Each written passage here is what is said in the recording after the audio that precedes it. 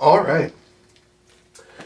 In this episode we're gonna ship the little Bridgestone MB1 vintagey. I got this TV box for it. I just found this, sort of on the side of the road in someone's recycling pile.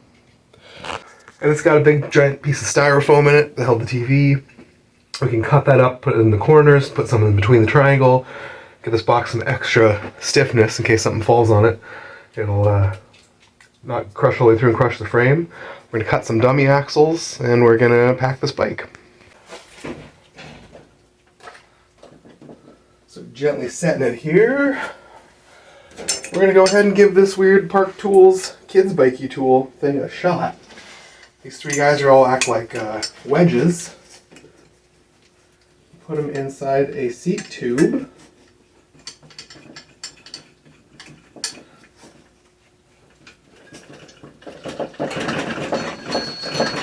Tighten them down, wedge it out. Now we should be able to clamp this in the stand. To pack a bike, we're going to use a few things. I got like an X-Acto knife, some crappy masking tape, some decent packing tape. You can use pool noodles, or these are like insulation noodles, I think, for like plumbing. You can get pool noodles at the dollar store, like big giant ones. These insulation tape things are probably real cheap too. I got a bunch of them at Goodwill for basically nothing. You grab the garage sales, you always know you're going to need them. And they split open in a nice C shape, so you can just wrap it around tubes. We'll wrap it around the fork blades and the stays. I also pop onto Craigslist once in a while. People just have bags and bags and bags of bubble wrap and packing material. People are always moving. I just have tons of stuff for free. I literally got 2 trash bags full of stuff the other day. The bike box is plenty big. It's even a little bit too big, but it's probably fine. Sometimes the box is way too big. I'll split it and then sink it into itself, make the box smaller. There's a big giant piece of foam. I can leave these corners in. I can cut out some of these middle chunks and put in the middle. It's going to be great.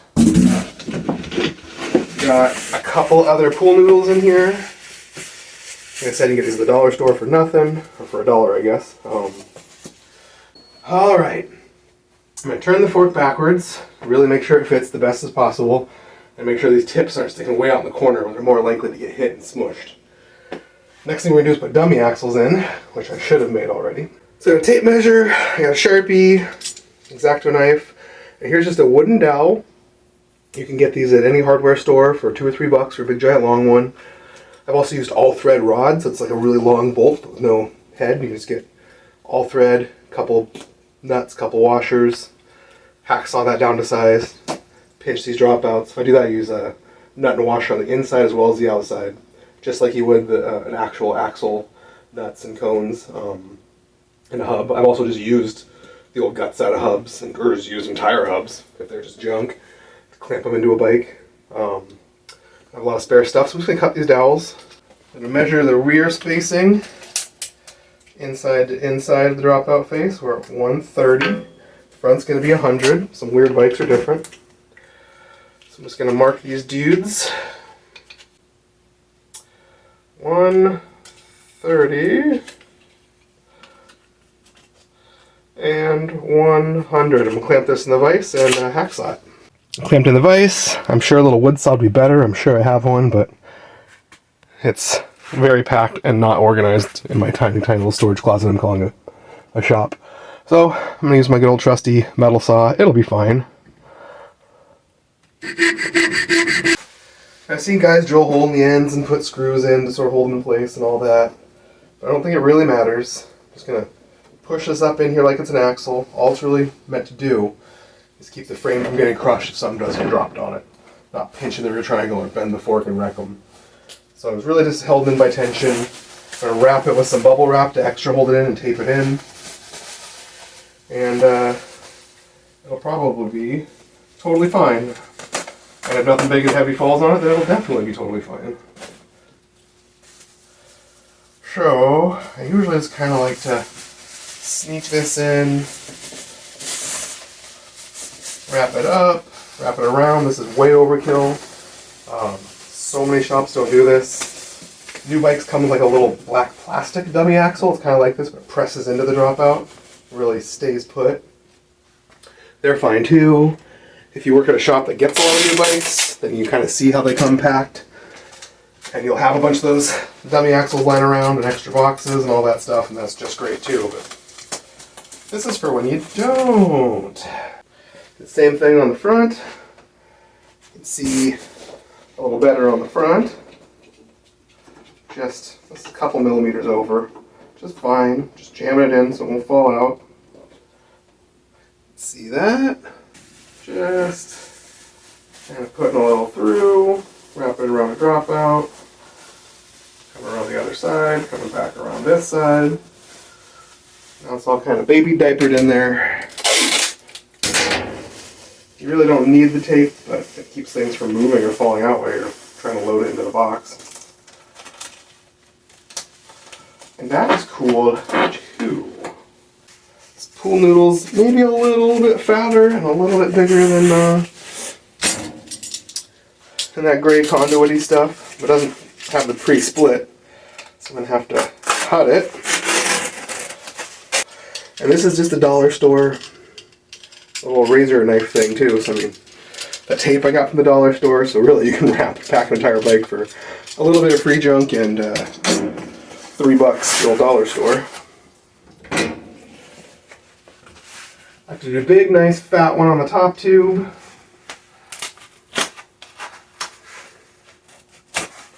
Get on there. Plenty left for the old down tube seat tube. Hiding my scissors in the bottom bracket shell, where I'll probably never see them again. Freak out and spend a half hour digging around the shop looking for them.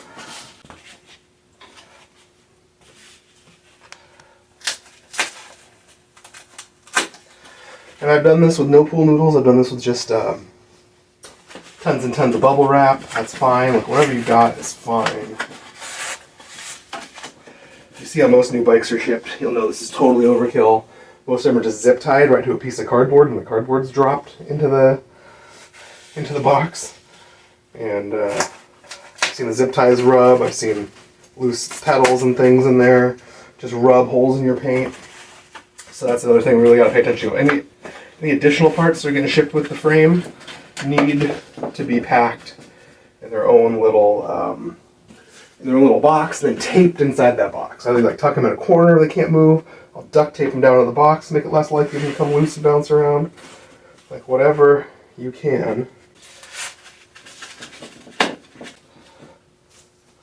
So far, so good.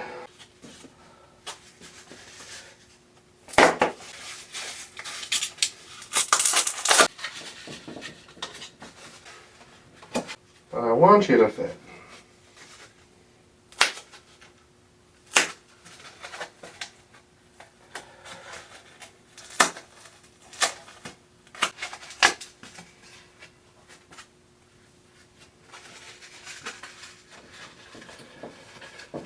I like a nice big piece around the bottom bracket shell. This doesn't really want to fit, but we're going to wrap it up with some bubble wrap and whatnot.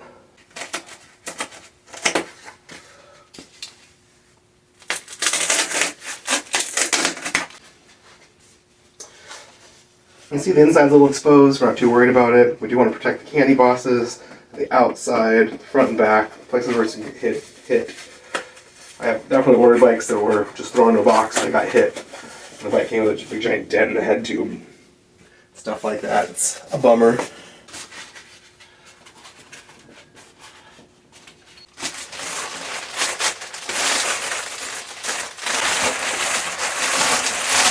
That's about as wide as our box, but it'll probably be fine. It's really stuffed in there.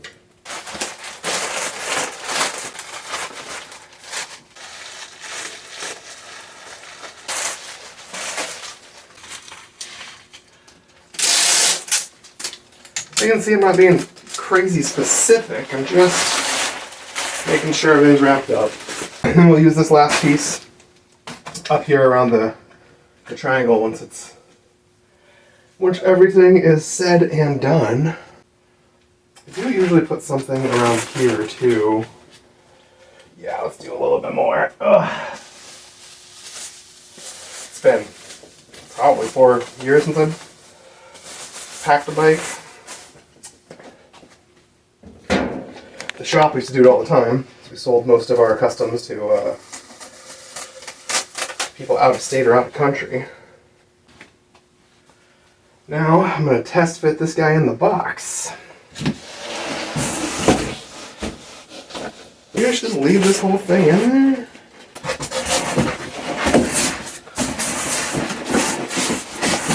Let's see what happens.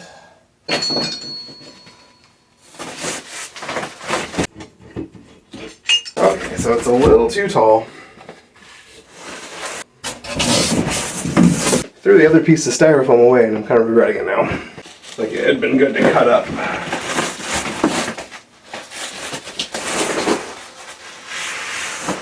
So it's in the box. You definitely shorten this box 4 or 5 inches this way. You definitely shorten it 4 or 5 inches that way. But I'm not gonna, unless I weigh it and it comes out to be crazy expensive. And then I'm playing with the shipping calculator, shorten it 4 or 5 inches and it only cuts $30 off the price. Then we'll come back and do it.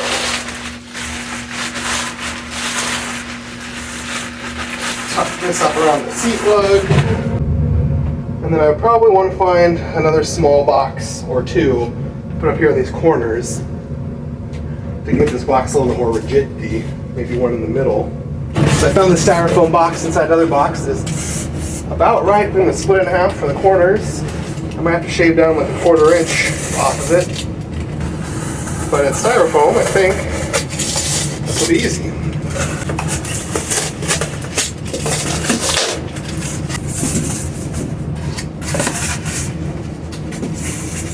So I'm putting this basically in the corners to keep this from crushing.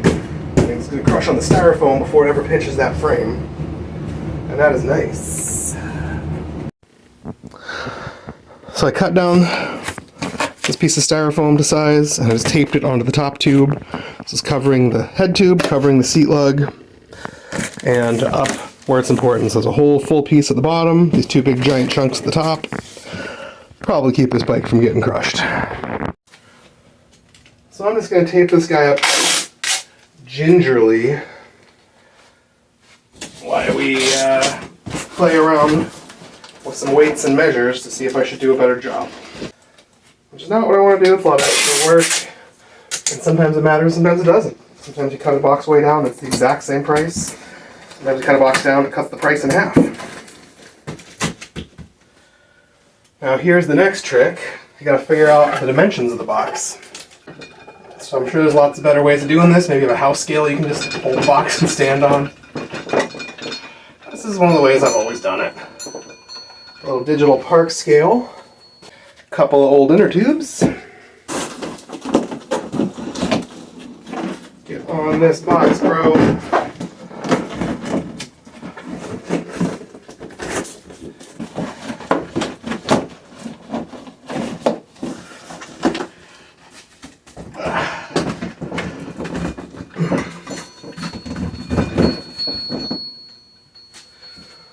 I got it in the tube, just dangling by the scale, 17 pounds, 11 ounces.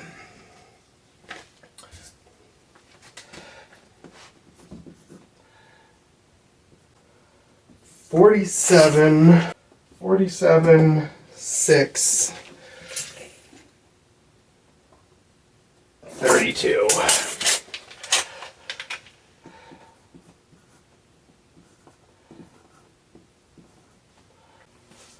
Now we'll go on bike flights, punch these numbers in, see how terrible they are, see what happens if we shave 5 or 6 inches each way if they're really terrible. I sold this bike for way less than I wanted to, but with a big enough cushion to cover the shipping, handling, and insurance. Hoping it's going to be like $50, but everyone says bike flights is expensive now. With the pandemic, it's like $50 to $75 for a frame, easy. So if I can shave 6 inches off in each direction, suddenly, it's $20 cheaper. I'm gonna do it. If it's only $2 or $3 cheaper, I'm not gonna bother. It's already all packed up.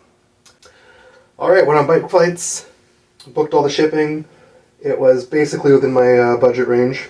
I probably could have played with the numbers, but it was in the range. I didn't want to futz with it. I didn't want to pull it all apart, cut the box. So they email you the labels after everything prints out. It used to be they wanted one on the box and one in the box, and then for a while it was like one on each side of the box. So I printed out an extra set, stuffed one in the handhole. Probably one on the big front side, real obvious, one on the top where it's real obvious. Maybe I'll do one on the bottom too, over the old label. And then we're going to tape this box. And I wish I had my packing tape on a roller, because that would have been sweet. But all I have is that little tape, so I'll probably waste an entire one or two of those. So, $5 or $6 in packing supplies, not so bad. And I'm going to tape the whole box all the way around a few times. I'm going to tape it. I'm going to belt it a few times. We're really going to go nuts. So they have a new 2-part label, and they want you to cut both parts out and put on the box. It's cool with me, man. Bike Flight's website is a little finicky. It's a little fighty. They will often give you a slightly wrong zip code. If you change it to the correct zip code, it will get mad and say they can't give you an estimate. So you got to go with their weird numbers. When you first put in the estimate, it's annoying because they want your zip code, but then they want the whole address for the place.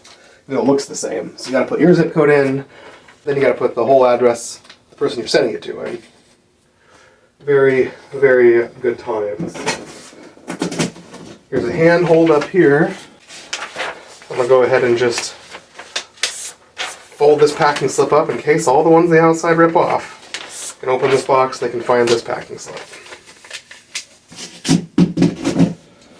And we got the seller's number on it, their number. I got the guy I'm shipping it to's number on that packing slip. Here's some zip codes and here's some barcodes on this part of the box. So I'll go ahead and cover those up. From here I'm going to add a couple extra layers of tape. You can sort of see what I'm doing. I'm just taping these labels on. Come over here and give it a few more layers of tape. Some old shipping labels up on this side. I'm going to go ahead and cover those as well.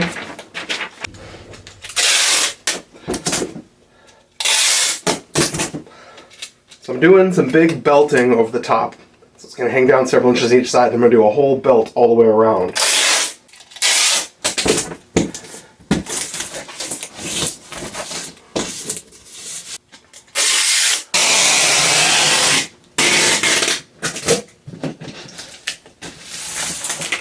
Alright, one across the top, about 15 belts, a bunch on the corners. I'm going to belt the whole thing to tape down the tape I have on there.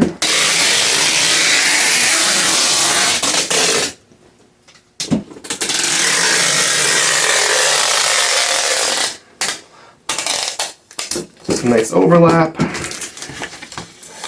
Just making it about as strong as I can. Can you trust the bottom factory tape? No, look at that, it's mostly missing.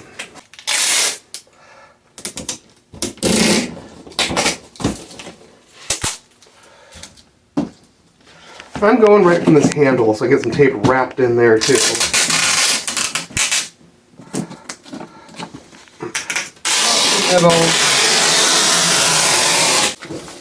And now we're going to belt it for good measure.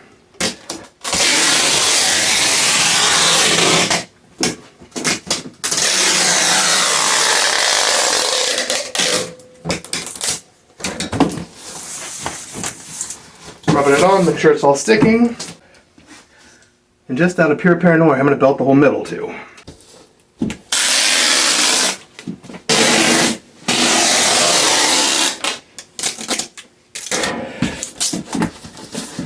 And boom, just like that, we got this nice fragile looking TD box, all labeled up, all double, triple taped up. And save $5. I'm going to go drop it off at a UPS store, which is very close to my house. Or you can schedule a pickup for $5, but then you got to trust them to actually show up and have this sitting outside waiting for them, which I live in Portland, I'm not doing. So that is my video on how to pack and ship a frame. So thanks for watching, and I got the other Bridgestone MB1 sitting right behind the camera here, and it's up on eBay, and the bids are rolling. It's up to like $415 with 3 days left. So I'll have to go find a real bike box, and we'll do a video probably next week on how to pack and ship a complete bike. Because it is very similar, except for I often leave the back wheel on, depending on the size of the frame box. Put the front wheel up kind of in the middle of the triangle, really wrapped around, so the hub can go nowhere near rubbing the frame. Or if you gotta take both wheels off, put the back wheel there and the front on the side, really wrap them. Really put an extra layer of cardboard in between, because that's the biggest problem, is the cassette rubbing the frame and destroying your paint. Otherwise, it's pretty similar. I tape the cranks parallel with the chain stays and really bubble wrap the crap out of them, put foam around the chain rings. You know, take the bar off and hang it in the triangle, like dummy axles, a lot of wrapping. Pretty similar, but in a bigger box and a lot more of a pain in the ass. Thanks for watching.